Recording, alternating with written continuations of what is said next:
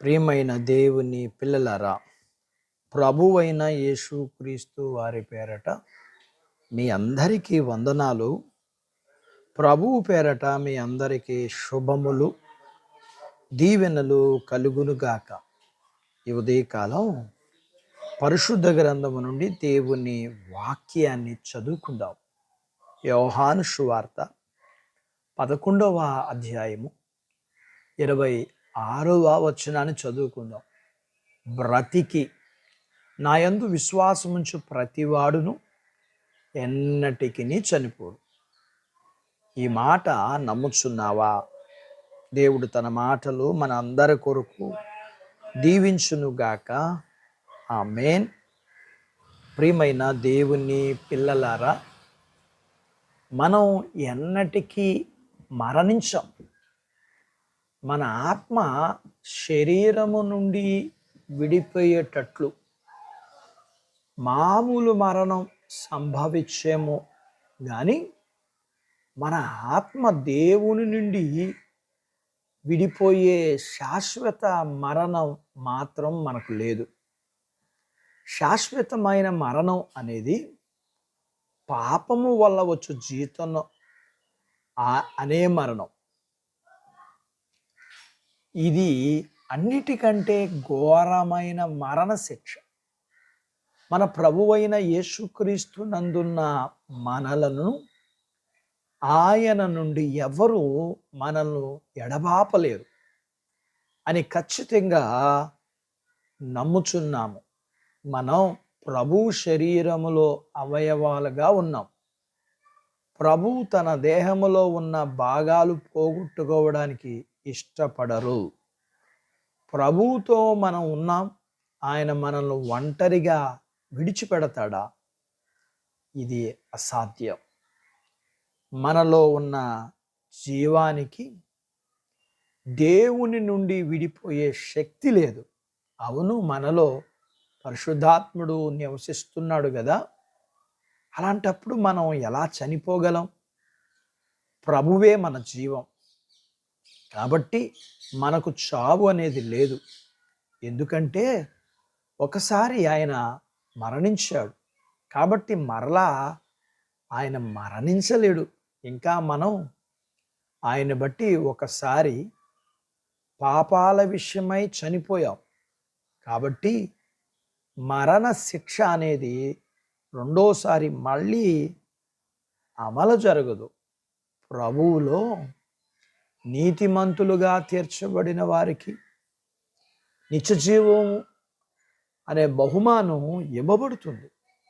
మనకు ఇవ్వబడిన నీతి దేవుని చేత ఇవ్వబడిన దేవుని నీతే కదా. అది దేవుడు మనకిచ్చిన బాధ్యత.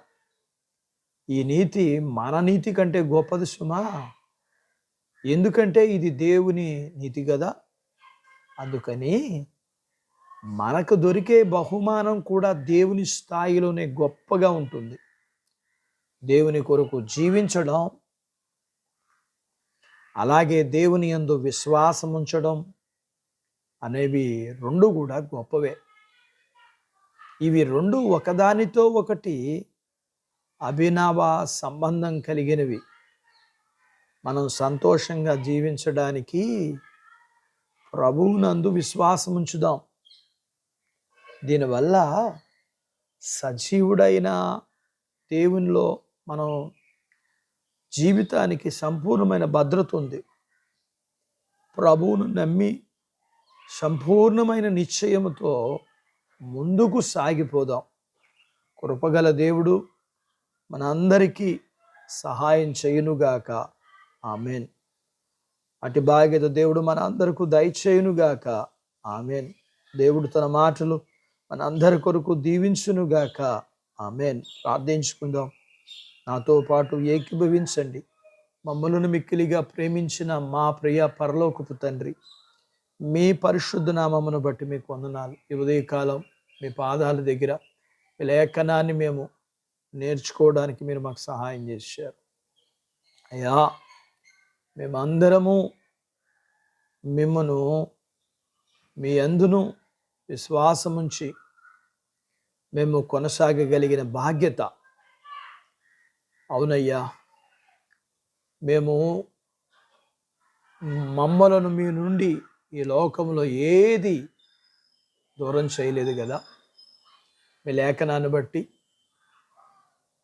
దేవుని ప్రేమ నుండి మమ్మలను ఏది దూరం చేయలేదని మీ లేఖనాన్ని బట్టి మిమ్మల్ని స్తుతిస్తూ, అది మా జీవితాల్లో మీరు నెరవేరుస్తున్నందుకు మీకు కృతజ్ఞతాస్తుతులు, వందనాలు చెల్లిస్తూ, మేమందరము మీ వైపు చూచుచు మా ఎదుట ఉంచబడిన ఈ పరుగు పందెంలో ఓపికతో పరిగెత్తటానికి, సులువుగా చిక్కులు పెట్టే ప్రతి పాపమును విడిచిపెట్టి కొనసాగుటకు కావలసినంత కృపను మీరు ఇమ్మని, మీ పిల్లలందరినీ దీవించమని, చిన్న బిడ్డలను, యవనస్తులను, వృద్ధులను, స్త్రీలను, పురుషుల్ని మీరు దీవించమని, చిన్న బిడ్డల యవనస్తుల చదువుల్లోనూ ఆరోగ్యాల్లో కూడా సహాయం చేసి, ఉద్యోగ ప్రయత్నాల్లో విజయాన్నిచ్చి, చేస్తున్న ఉద్యోగాలందరిలో అన్ని విషయాల్లో మీరు ప్రమోషన్స్ అనుగ్రహించమని, క్రీడా వివాహములు కాని వారికి అవటానికి, ప్రతి వారు చేసుకుంటున్న చేతి పనులు, వ్యాపారాలు, పొలాలు, పశువులను దీవించమని, ప్రియమైన దేవా, గర్భఫలములు లేని వారికి గర్భఫలాలు ఇమ్మని, గర్భం కలిగిన వారికి సుఖమైన ప్రసూతి ఇమ్మని, ప్రసూతైన తల్లి పిల్లలకు ఆరోగ్యాలు ఇమ్మని, మీ పిల్లల అవసరతలు, సమస్యలు, రుణాలు, బలహీనతలు మీరు విడిపించి మీ పిల్లల్ని దీవించమని యేసు ప్రభు వారి పేరట స్తుతించి ప్రార్థించి అడిగినవన్నీ పొందుకొని ఉన్నాము తండ్రి. ఆమెన్. దేవుడు మిమ్మల్ని దీవించునుగాక. ఆమెన్.